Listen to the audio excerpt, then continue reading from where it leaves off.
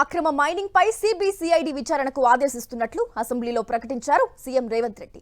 Raghava construction సహా అన్నిటిపై విచారణ జరుపుతామన్నారు.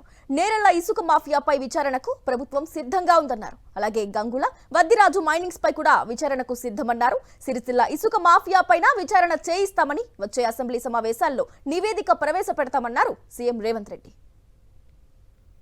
నేరెళ్లకు సంబంధించిన ఇసుక మాఫియా మీద, శ్వేత గ్రనేట్స్ కు సంబంధించిన దాని మీద, గాయత్రి గ్రనేట్ కు సంబంధించిన దాంట్ల మీద, అదే విధంగా శిరీష జియో గ్రనేట్స్ కు సంబంధించిన విషయంలో, మిడ్ వెస్ట్ గ్రనేట్ కు సంబంధించి హరీష్ రావు గారు సొంత తమ్ముడు మహేష్ రావు గారు వారు మంత్రిగా ఉన్నప్పుడు దోపిడీకి పాల్పడ్డాడు.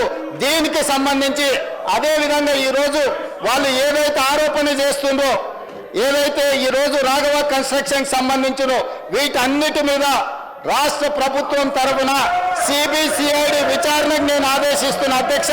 అందరి నిగ్గు తేలుస్తా. కొల్లగొట్టింది మీరు.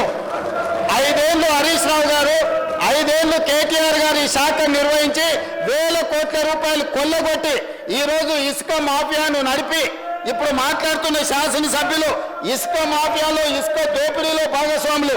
ఈరోజు ఇసుకకు సంబంధించి మేము పెంచిన ఆదాయం ఈ కళ్ళ ముందు ఉంది అధ్యక్ష. ఈరోజు మేము పెంచిన ఆదాయంతో రాష్ట్రానికి పెరిగిన ఆదాయం టోటల్గా నేను ఇప్పుడు చెప్తాను అధ్యక్ష. ఇసుక శాండ్ది 2024-25లో 721 కోట్ల రూపాయల ఆదాయం ఉంటే ఈసారి మేము 25-26లో 972 కోట్ల రూపాయల ఆదాయాన్ని పెంచి 35% ఆదాయాన్ని పెంచిన అధ్యక్ష. ఇసుక మాఫియా నడిపింది వీళ్ళు, దోపిడీకి పాల్పడ్డది వీళ్ళు. ఈ రోజు వాళ్ళే అంటున్నారు కన్స్ట్రక్షన్ కుంటుపడింది, రియల్ ఎస్టేట్ దెబ్బతిన్నది. మరి రియల్ ఎస్టేట్ దెబ్బతింటే ఇసుక ఏమైనా బుక్కుతున్నామా అధ్యక్ష? ఇసుక ఏమైనా వండుకొని బిర్యానీ తింటున్నామా? ఆనాడు మేము 2024-25లో తీసుకొచ్చిన ఆదాయం కంటే మేము ఈరోజు 35% పెంచినాం అధ్యక్ష. రియల్ ఎస్టేట్ కన్స్ట్రక్షన్ పడిపోయినప్పుడు ఆదాయం పెరిగిందంటే సంవత్సరానికి 1000 కోట్ల రూపాయలు కేవలం ఇసుకల్నే. హరీష్ రావు గారు, కేటీఆర్ గారు ఈ దోపిడీకి పాల్పడి ఈ మాఫియాకు నాయకత్వం వహించింది హరీష్ రావు గారు, కేటీఆర్ గారు. మొదట్లో హరీష్ రావు గారి దగ్గర ఉండే ఈ శాఖ ఆయన అడ్డగోలుగా దోపిడీకి పాల్పడుతుండని కేసీఆర్ గారు ఆ శాఖను తొలగించి కొడుకు అల్లుడు మధ్యలో పంచాయతీ పడితే పంచాయతీ పెంచడానికి హరీష్ రావు గారి దగ్గర ఉన్న శాఖను తీసుకెళ్లి కేటీఆర్కి ఇచ్చాడు. కేటీఆర్ దోసుకోవడానికి అవకాశం ఇచ్చాడు.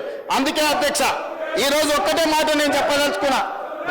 జూన్ 2, 2014 నుంచి ఈ రోజు వరకు ఇచ్చిన మైనింగ్ లీజుల మీద జరిగిన అక్రమాల మీద, ప్రధానంగా ఇప్పుడు ఏవైతే సంస్థల గురించి, ఏదైతే అక్రమ మైనింగ్ల గురించి ఏదైతే నేను ప్రస్తావించనో దీనికి సంబంధించి పూర్తి స్థాయిలో మన సిబిసిఐడి విచారణ చేసి ఇదే సభ వచ్చే సమావేశాలలో నివేదిక మొత్తం ఈ సభలో ప్రవేశపెడతాం అధ్యక్ష.